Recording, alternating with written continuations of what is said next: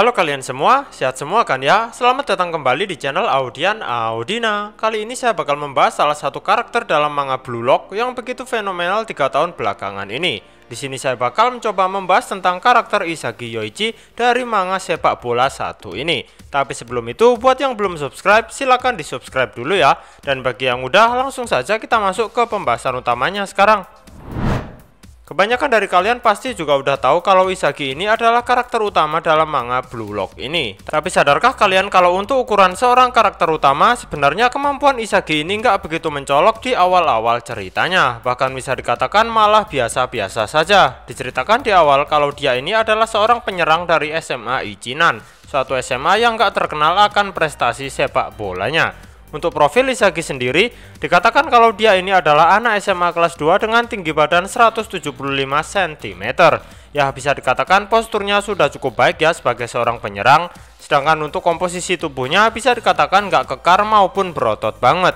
Ya, pada umumnya tubuhnya biasa-biasa saja, seperti pemain kelas menengah pada umumnya. Untuk kepribadian Isagi sendiri sebenarnya bisa dikatakan kalau dia ini tergolong orang yang berhati baik. Tapi entah kenapa menurut saya kepribadian Isagi mulai berubah juga sepanjang dirinya ditempa dalam proyek Blue Lock ini. Secara tak langsung dirinya yang terus berusaha memahami apa itu ego, tanpa dia sadari juga kepribadiannya pun mulai berubah sedikit demi sedikit. Atau bisa saja sih watak Isagi yang sebenarnya memang seperti itu. Watak aslinya muncul mungkin karena sudah terbangkitkan dalam proyek Blue Lock yang begitu keras ini.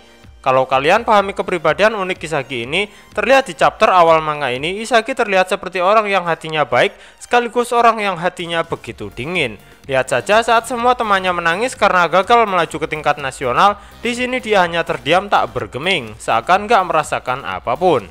Hal itu cukup mengejutkan juga sih bagi saya, nggak nyangka juga soalnya ternyata dia bisa begitu dingin seperti itu. Tapi bagi saya ada suatu hal yang begitu istimewa dari dirinya juga di awal-awal manga ini dimulai. Dialah orang pertama yang berlari begitu kencang menuju pintu masuk yang dibukakan oleh ego Jinpachi. Saat 299 pemuda yang lain masih memiliki keraguan akan proyek yang dianggap gak masuk akal ini, Isagilah orang pertama yang berlari dengan penuh keyakinan untuk mengikuti proyek menciptakan striker terbaik di dunia ini.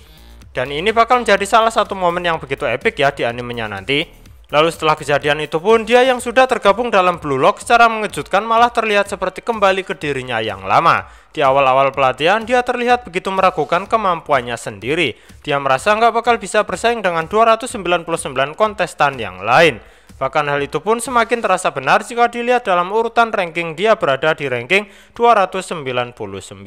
Itu artinya Isagi berada di posisi kedua dari paling bawah. Tapi seiring berjalannya waktu, Isagi mulai mempertegas keberadaannya baik di dalam maupun di luar lapangan. Semenjak tim Z berhasil meraih kemenangan pertamanya, Isagi terus-menerus berkembang dan secara nggak sadar Isagi telah menjadi inti permainan dari timnya tersebut. Dialah yang membimbing secara nggak langsung rekan-rekannya menuju kemenangan di tiap pertandingan. Salah satunya dengan kemampuannya mencium aroma gol. Dia bisa tahu pemain mana dalam timnya yang memiliki peluang untuk mencetak gol lebih besar. Selain itu, Isagi ini juga pandai menganalisis kemampuan rekan-rekannya sendiri. Karena itulah dia jadi bisa memaksimalkan kemampuan rekan timnya untuk mencetak gol. Dan saat membaca awal manganya ini, jujur saja di seleksi tahap awal ini, peran Isagi saya rasa lebih seperti seorang playmaker daripada seorang striker. Tapi ya pada dasarnya di awal-awal seleksi ini, dia mampu menekan keinginannya yang egois sebagai mencetak gol hebat dan lebih berfokus dulu pada kemenangan tim. Dan saya rasa itu keputusan yang sudah tepat sekali, karena hal itulah yang bisa membuatnya bertahan di Blue Lock ini sampai chapter terbarunya saat ini. Lalu seiring berjalannya waktu juga, dirinya yang telah menjadi inti permainan dari tim Z akhirnya mendapatkan pengakuan dan penghormatan dari rekan-rekan setimnya sendiri. Baik Kunigami, Bachira, Chigiri, dan beberapa pemain lainnya memang mengakui kalau keberadaan Isagi di tim Z itu begitu penting. Dan karena perannya yang begitu vital itulah dia akhirnya bisa memperbaiki rankingnya sampai ke peringkat 265. Biarpun sempat naik lagi ke peringkat 267 sih. Nah, sepanjang perjalanannya dalam proyek Blue Lock ini, Isagi nggak hanya dikagumi oleh rekan-rekan setimnya sendiri. Di tahapan seleksi-seleksi lanjutan, keberadaan Isagi sangat menarik perhatian Nagi Seishiro.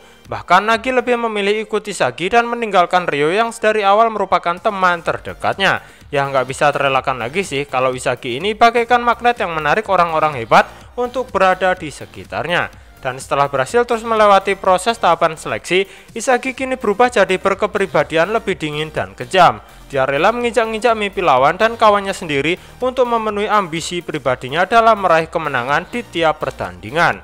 Isagi yang ditempa begitu keras dalam proyek Blue Lock ini kini sudah menjadi pribadi yang lebih ambisius dan penuh perhitungan. Dia pun mau terus berubah untuk menjadi lebih baik dan selalu beradaptasi di tiap pertandingan yang diikutinya. Dia mau melakukan kedua hal itu karena hal tersebut bisa menciptakan chemistry dengan rekan setimnya, dan dia rela melakukan perubahan apapun demi meraih suatu kemenangan. Mental yang bagus ini dimiliki Isagi sampai tahapan seleksi ketiga. Dia sudah menjadi pemain yang lebih baik, tapi tepat di saat itulah juga dia menemui dinding yang begitu terjal dan begitu kokoh. Dia berhadapan dengan seseorang yang kemampuannya sama dengan dirinya, tapi dengan versi yang lebih baik. Selama ini kita tahu sendiri kalau Isagi selalu bisa memegang jalannya pertandingan, tapi hal itu nggak berguna saat dia berhadapan dengan Rin. Itoshi Rin yang memiliki kemampuan lebih baik darinya terus menguasai jalannya pertandingan sekeras apapun Isagi berusaha. Dan disinilah Isagi akhirnya mengalami kekalahan keduanya sepanjang proyek Blue Lock ini digelar. Dan yang lebih menghancurkannya lagi, dia nggak dipilih oleh Rin untuk masuk ke babak selanjutnya. Karena bagi Rin, keberadaan Isagi saat itu nggak begitu penting. Rin di sini lebih memilih Bachira untuk dibawanya ke babak berikutnya. Dan semenjak itulah Isagi terus mengejar bayang-bayang Rin. Dia berusaha keras untuk mengalahkannya sekuat tenaga, meskipun pada akhirnya dia harus menerima pil pahit untuk kalah kedua kalinya. Tapi dengan kekalahannya itulah Isagi mampu memahami satu kekurangan yang dimilikinya. Kekurangannya akan kenapa dia nggak bisa mengalahkan Rin meskipun dia sudah berusaha begitu keras. Di sini dia berusaha menerima fakta tersebut dan terus berusaha melangkah maju. Kemudian dirinya yang kini sudah menjadi rekan satu tim Rin terus berusaha mengembangkan bakatnya dan akhirnya bisa terus bersaing dengan pemain-pemain top dari Blue Lock lainnya. Bahkan Isagi mampu terus bertahan di tahapan-tahapan seleksi yang ada dan mampu menjadi pilihan utama untuk skuad yang bakal dipakai Jinpachi Ego untuk menghadapi timnas U20 Jepang. Ya, meskipun saya rasa sebenarnya Isagi hanya mengisi kekosongan tempat yang ditinggalkan oleh Shido sih.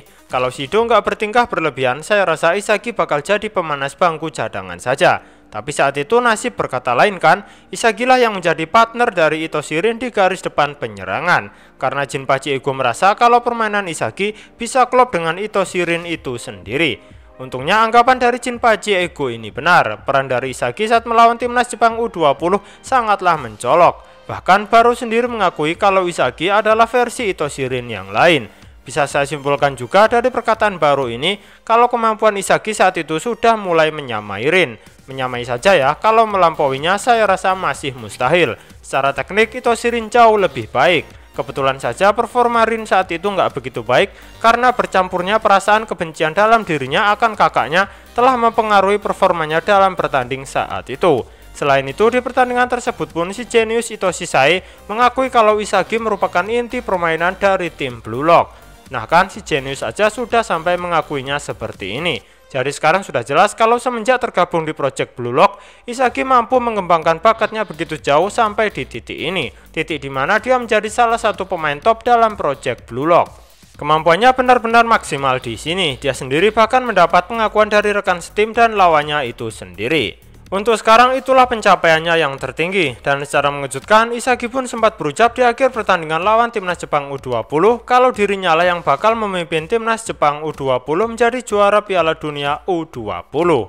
Itu semua adalah segala pencapaian Isagi sampai saat ini, dan untuk sekarang saya bakal merangkum kemampuan-kemampuan apa yang dimiliki Isagi hingga bisa membawanya ke titik ini. Yang pertama adalah kemampuannya dalam menganalisis apa yang sedang terjadi di lapangan. Lebih mudahnya bisa dikatakan ini adalah visi bermain. Isagi di sini secara naluriah bisa menganalisis segala hal yang terjadi di lapangan. Kemudian hal tersebut memberinya pemahaman yang luas tentang alur permainan, termasuk menganalisis kemampuan lawan dan rekan satu timnya sendiri. Berdasarkan pemahaman ini, Isagi dapat membuat prediksi yang akurat tentang alur permainan. Dan dengan kemampuan inilah Isagi mampu melahirkan senjatanya sendiri yang begitu unik, yaitu aroma gol dan kemampuan untuk beradaptasi di tiap pertandingan. Dengan mencium aroma gol, dia bisa memprediksi potensi rekannya yang memiliki peluang mencetak gol lebih tinggi. Sedangkan untuk kemampuan beradaptasi, Isagi di sini bisa menyesuaikan gaya bermainnya dengan kawan dan lawannya, sekaligus berusaha melahap bakat mereka.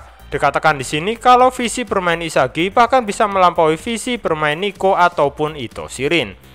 Kemampuan Izagi berikutnya adalah pergerakan tanpa bola. Pergerakan Izagi tanpa bola di tiap pertandingan sangatlah efektif. Dia mampu memposisikan dirinya di titik buta lawannya, yang mana pada dasarnya pergerakan tanpa bola Izagi ini berfokus pada terciptanya peluang agar dia bisa mencetak gol dengan serangan andalannya, yaitu tendangan voli.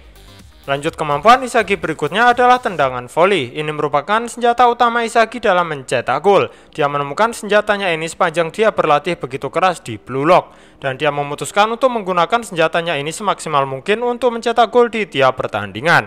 Sebenarnya Izagi memiliki persentase gol yang sudah begitu tinggi walaupun hanya menggunakan tendangan biasa. Tapi dengan tendangan voli ini Izagi jauh lebih mudah mencetak gol saat menghadapi lawan-lawan yang jauh lebih kuat darinya. Dan terbukti tendangan voli Izagi yang begitu meriahlah yang membuat Blue Lock mampu mengalahkan timnas U20 Jepang.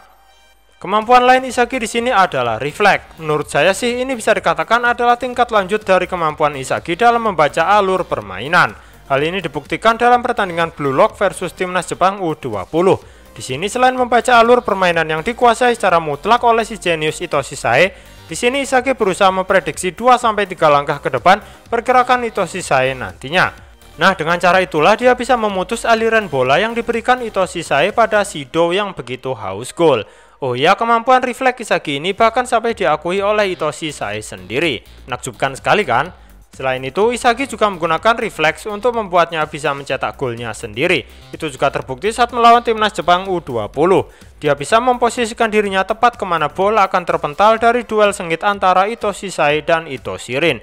Dia bahkan sudah memposisikan dirinya di titik buta Oliver Aiku.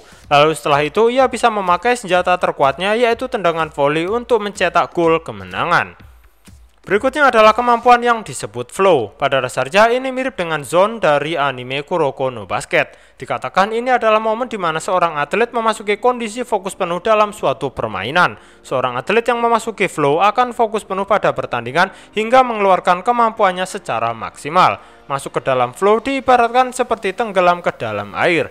Dan sepanjang cerita Blue Lock ini berlangsung, Izagi sebenarnya sudah menggunakan flow sejak awal cerita, tapi dia belum sadar kalau sedang menggunakannya. Jadi belum bisa dikonfirmasi teknik flow Izagi ini tergolong yang mana. Sampai hari ini belum ada kepastiannya. Kalau dugaan sementara saya sih kayaknya ya, flow Izagi nanti bakal berfokus pada peningkatan kemampuannya dalam membaca alur permainan lebih jauh. Saya rasa Izagi nanti bakal bisa memprediksi suatu gerakan jauh lebih cepat dan lebih akurat dari siapapun.